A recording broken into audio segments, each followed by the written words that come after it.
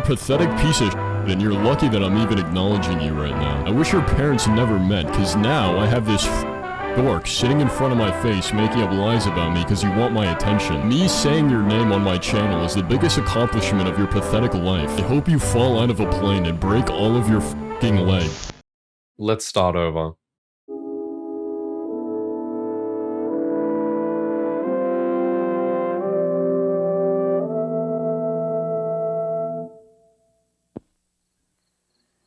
You just heard Vince, a commentary YouTuber with 1 million subscribers, telling someone he hopes they fall out of a plane. Why?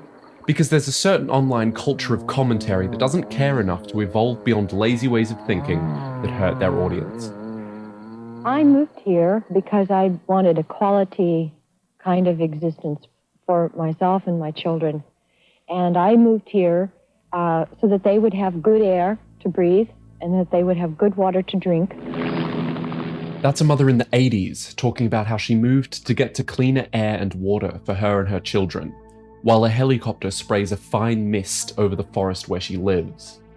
The chemical it's spraying contains 1/2 of what makes up Agent Orange, the herbicide that caused terrible side effects in the Vietnam War, including deaths, a decade before this woman was interviewed.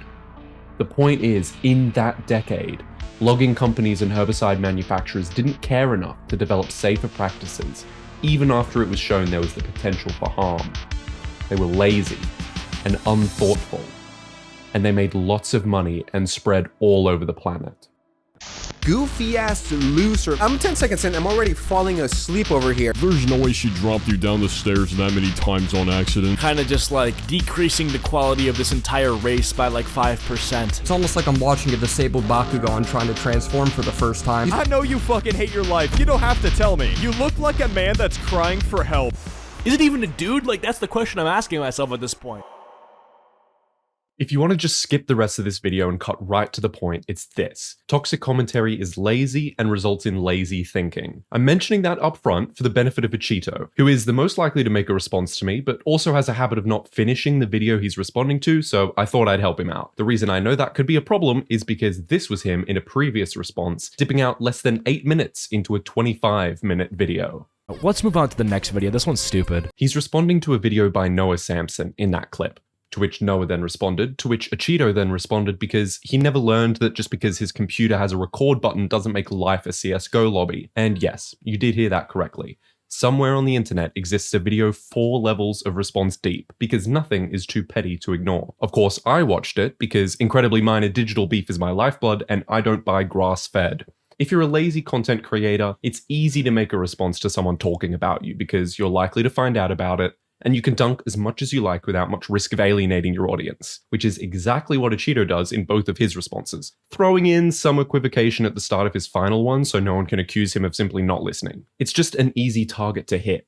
What is harder in a response to someone talking about you is to critically analyze the other person's viewpoint, repeat it back without error, and then highlight flaws underlying that viewpoint in a way that still respects it, which is why it took Cheeto 10 minutes to respond to 25, and Noah 40 minutes to respond back to that 10. The reason why Cheeto's videos are so much shorter is quite simply because he puts less time and effort into them. And he will freely admit that, as he does here. Every time I've made a video on somebody, I make the video, I upload it, and I just forget about it. Like, I just don't even think about it like that. I power on my PC for about like an hour a day just to record and upload, and then I just turn it off, and I don't turn it on again until the next day when I do the same thing. Which is actually kind of exemplary of the lazy behavior in toxic commentary. Here's another channel, Sensitive Society, saying pretty much the same thing about his content creation habits. For me, from start to finish, from the second I pick up my microphone to the second I'm exporting the video, that takes me between 1.5 hours to 2 hours, and then I'm done. Spending an hour or an hour and a half making a video laughing at other people is lazy. Saying you put in the bare minimum time thinking about what's going to come out of your mouth isn't a brag. It's the equivalent of saying your videos are verbal diarrhea.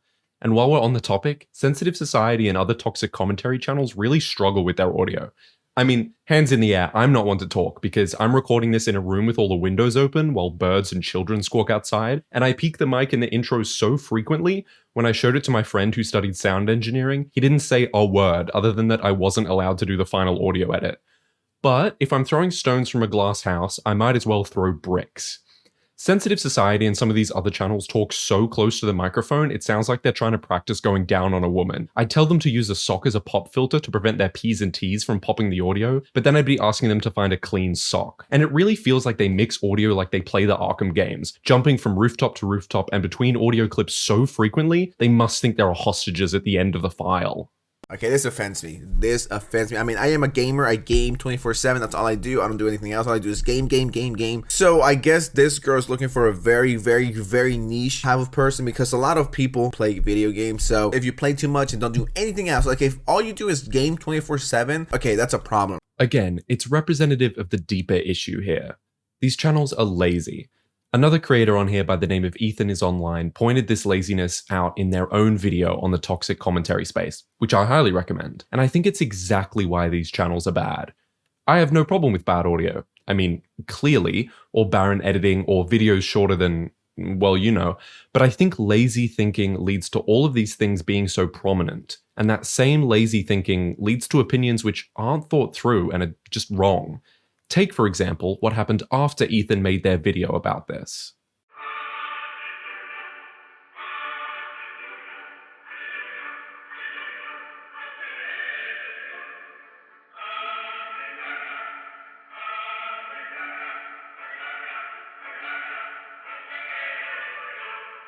That recording is from 1916, which is incidentally where the toxic commentary space gets all of their opinions from too. Now, the big reaction to Ethan's video makes sense considering everything else we've talked about. The ease of just responding to whoever is talking about you, the lack of interest in understanding fundamental viewpoints of people critical of you, choosing whatever you can to make a video on in an hour or less. It's a perfect synthesis of their lazy behavior. And it shows, I think, how consuming similar content without thought leads to creating similar content without thought in a vicious cycle. That's why these channels often all pick the same targets, usually TikTok cringe, which is where Rith comes into the picture. Rith, I think, exemplifies the myriad channels who decide to do commentary without clear aim. All of their videos are on similar topics: Karens, TikTok, Roblox, Starman. Scrolling through their playlist titles is like receiving the cheat code for infinite content. And while I think Rith and other channels are less serious offenders than the other people I'm talking about, I needed to include them in this video just so I can tell them, please stop using the same boom sound effect every 5 seconds. It's annoying as shit. You know, lady, I'd rather not. I mean, yeah, I take that back. Get the fuck out of here.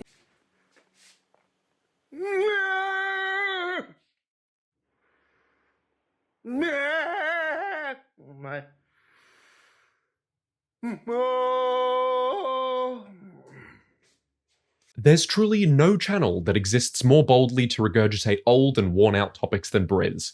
Their videos catalogue every drama ever stamped into the ground, but with a style of free-form spoken word rhyming insults that's probably a little too similar to queer slam poetry than I think they'd like to find out. And you could poke a fat man's nipple and watch his moves ripple if you think you're telling me that's not a pickled penis that's lying in the middle. Like, who is this even catered to? Bagul, the eater of children? With video titles and thumbnails that look like if you forced an AI-generated Jay Aubrey to become heterosexual, Briz comments on everything to which everything has already been said. The appeal of the videos is the insults. The only thing that is different between Briz and 1,000 other channels is that they're meaner, which, okay, to break down why that's lazy, let me ask you something. Recall every joke I've made in this video, every snarky comment. Have any of them been based in reality? The insults used by these channels are funny, mean, and not true. They're jokes that appeal to basic stereotypes and reduce the complexity down to a single soundbite. Thinking that because your jokes are funny and mean, that makes them true and representative of reality, is how lazy thinking like this propagates. For example, before I discovered these channels, I really thought teenage boys had found more interesting things to do with their hands than edit YouTube shorts of themselves yelling at children, but I guess these lads aren't there yet developmentally. That's funny, and mean, and it's not based on anything. I'm using the stereotype of sexually frustrated young men as a target for a cheap shot against people who might not match that stereotype. I'll do it again. The reason why society shuns antisocial people is because if we do it enough, eventually some of them start YouTube channels like you, and the rest of us get free comedy for years. Again, funny, mean, but not true. And if it were true, it would be a terrible thing that I would be against. Using jokes like this is fine, that's why I'm doing it, but relying on easy, thoughtless insult comedy like this is perhaps the best way of staying in your little box of ideas and biases, never thinking people might not just exist as stereotypes and punchlines. Okay, so where does that leave us? What happens when you leave lazy thinking unchecked?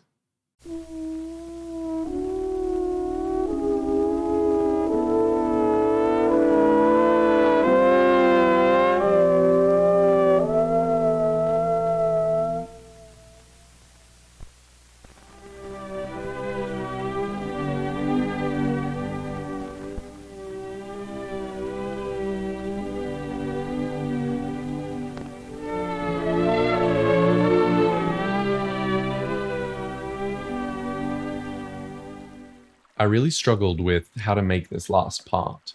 What I want to say is, these creators are toxic because they promote lazy ways of thinking that hurt their audience. But now I'm at the tricky part of having to prove that they do indeed hurt their audience. And how do you start to prove something like that? I considered reviewing some of their videos and responding to individual things that they say.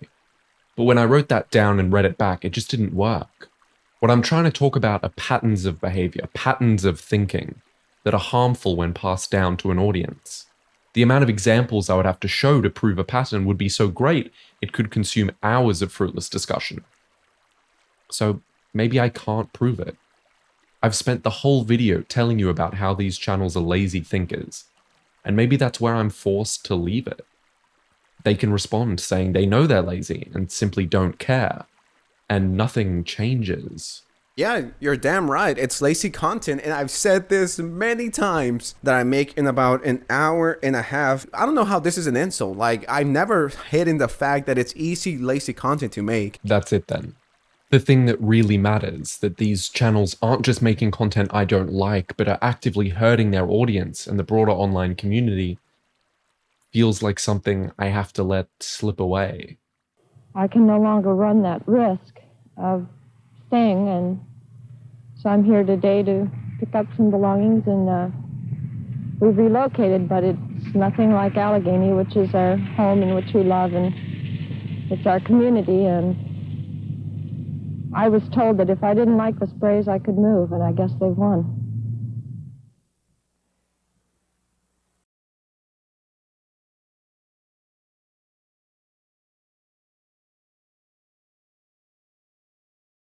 Except, everything I've talked about so far is why they're toxic. The fact they'll pick a fight with the easiest target possible and take cheap shots for barely enough time to form an opinion. The forming of those opinions based on what everyone around them is telling them what to think. The insults ripped straight from 3rd grade designed only to look mean and hide the truth. These things are inherently toxic.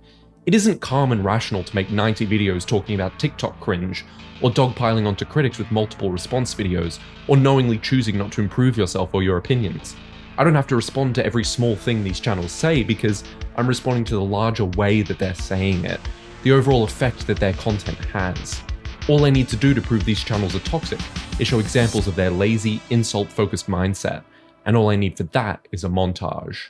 Like, I'm not saying that you deserve to be flooded with hate comments, but like, there's a reason why it happened. Like, you look unwell, your eye bags are purple, all your hair is dead. So I don't want to send any hate to this person, but I have to make it very clear that this is just not something that I accept. Low-key, like I just jumped in here for fun and I didn't like Jaden already, so I was just like, perfect. I mean, everyone's sliding on her, let me join. This is pathetic. What this person is going through happens to literally everyone. Literally everyone. You're not special. Let me get this straight. You started fucking crying? Over what? Over what, Katie? And boom, you end up getting this demented, dilated, nippled, mentally crippled psychopath in your fucking kitchen. This video is going to be a little controversial, some drama is about to be started, so just strap in. I could keep going, but I think the point is made.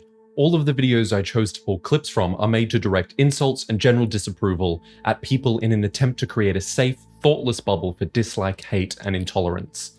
The context of each of those clips is the pattern of behavior that I'm talking about, this unthinking and uncaring attitude towards causing harm to the audience by perpetuating lazy stereotypes and ideas.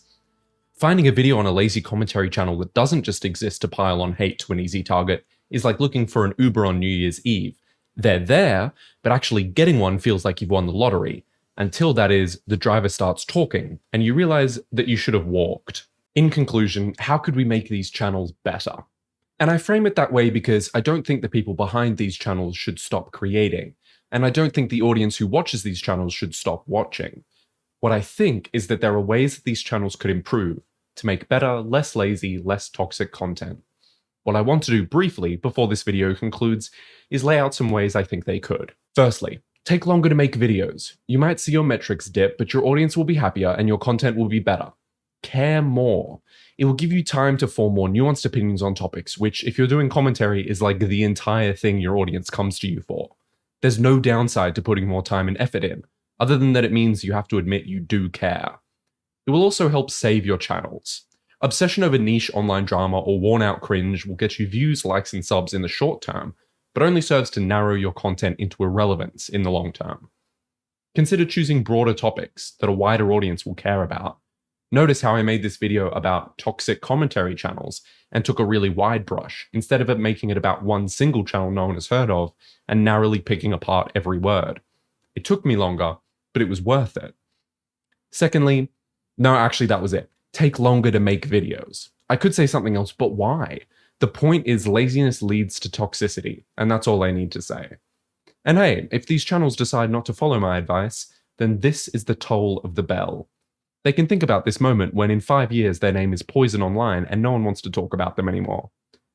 Oh, and as for Vince, I did have a whole segment on him, but I cut it because all you need to know about his understanding of how the world works is me telling you he's 17.